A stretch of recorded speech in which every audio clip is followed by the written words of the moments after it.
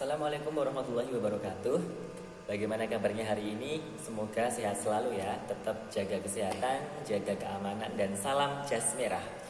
Oke, pada pertemuan kali ini di sini kita akan membahas tentang perjuangan bangsa Indonesia dalam menghadapi ancaman disintegrasi bangsa. Gitu.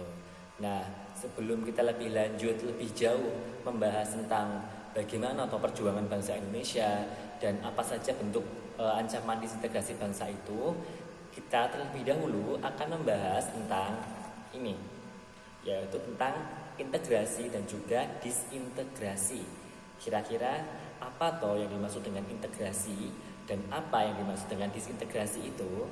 Nah, oke, kali ini kita akan bahas bersama-sama ya.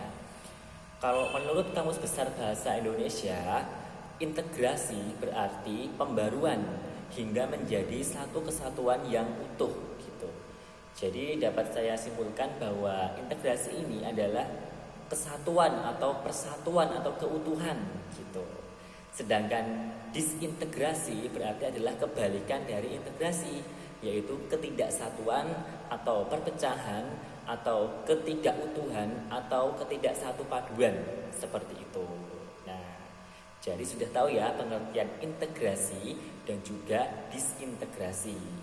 Nah, di sini dalam integrasi bangsa ada beberapa faktor yang dapat menyebabkan terjadinya integrasi bangsa maupun faktor yang dapat melemahkan integrasi bangsa. Nah, dalam buku paket Erlangga dijelaskan bahwa faktor yang mendorong adanya integrasi bangsa ialah yang pertama, adanya perasaan senasib dan mempunyai tujuan yang sama. Nah, perasaan senasib itu seperti apa? Perasaan senasib karena bangsa Indonesia semuanya sama-sama dijajah oleh penjajah, oleh bangsa Barat. Kemudian juga mempunyai tujuan yang sama, yaitu tujuan untuk melepaskan diri dari belenggu penjajahan, dan juga mempunyai tujuan yaitu untuk menjadi negara yang merdeka, seperti itu. Selain itu juga mempunyai cita-cita yang sama, yaitu menjadi bangsa yang merdeka. Itu ya. Selain itu, faktor pendorong lainnya adalah keinginan untuk bersatu dalam diri jiwa pribadi masing-masing bangsa Indonesia gitu. Walaupun bangsa Indonesia ini terdiri dari banyak pulau, banyak suku, ternyata adanya penjajahan bangsa Barat menyebabkan rasa ingin bersatu. Rasa ingin bersatu ini tentunya ingin bersatu dalam hal tadi ya, ingin menuju penjajah maupun ingin menuju Indonesia merdeka, seperti itu. Selain itu, faktor pendorong lainnya yaitu adanya rasa cinta tanah air. Itu adalah faktor pendorong adanya integrasi bangsa atau persatuan bangsa. Kemudian ada juga faktor penghambat integrasi bangsa. Kira-kira apa? Nah, faktor penghambat integrasi bangsa yang pertama ialah adanya rasa etnosentrisme. Etnosentrisme. Nah, apa tuh etnosentrisme ini? Nah, etnosentrisme ini adalah memandang tinggi kebudayaan sendiri dan memandang rendah kebudayaan orang lain, seperti itu. Jadi menganggap kita paling unggul, budaya kita paling unggul, sedangkan kebudayaan yang lainnya adalah kebudayaan yang lebih rendah, seperti itu. Itu dapat menyebabkan melemahnya rasa integrasi bangsa. Selain itu ada juga yaitu masalah ini ya, masalah tidak meratanya pembangunan maupun tidak meratanya ekonomi di berbagai daerah. Itu juga mengakibatkan adanya melemahnya integrasi bangsa yang nantinya juga akan menyebabkan adanya disintegrasi bangsa ataupun perpecahan bangsa, seperti itu. Nah, untuk materi ini perjuangan bangsa Indonesia dalam menghadapi ancaman disintegrasi bangsa, di sini akan kita peta-petakan ancaman disintegrasi bangsa itu apa aja, gitu ya. Nah, sebelumnya ini ya, walaupun bangsa Indonesia ini sudah merdeka gitu ya, sudah merdeka, yang mana kemerdekaan itu dibayar dengan sangat mahal, banyaknya korban, banyaknya nyawa yang berjatuhan dalam memperjuangkan kemerdekaan bangsa Indonesia. Namun, setelah proklamasi kemerdekaan, ternyata perjuangan bangsa Indonesia itu belum selesai gitu ya. Kalau sebelum kemerdekaan itu masalahnya dari bangsa barat penjajah lawannya, tapi pasca kemerdekaan ternyata ancaman itu datang dari dalam bangsa Indonesia sendiri, seperti itu. Nah, di sini ada beberapa hal-hal atau faktor-faktor yang menjadi penyebab penyebab adanya disintegrasi bangsa. Yang pertama itu adalah karena disintegrasi bangsa karena adalah perbedaan ideologi. Nah, perbedaan ideologi. Kalau di Indonesia sendiri ideologinya adalah demokrasi Pancasila gitu ya. Tapi di sini ada beberapa anggota-anggota atau kelompok-kelompok yang ingin memisahkan dari Republik Indonesia dan ingin membentuk negara-negara lain nih di sini karena perbedaan ideologi. Nah, di antaranya ya ini ada PKI Madiun. PKI Madiun ini nanti ingin mendirikan negara komunis atau sosialis gitu ya, negara komunis.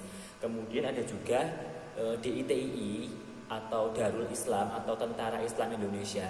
Di sini ingin mendirikan negara dengan corak Islam seperti itu, negara Islami seperti itu. Nanti di sini ada Kartosuwiryo di sini pokoknya.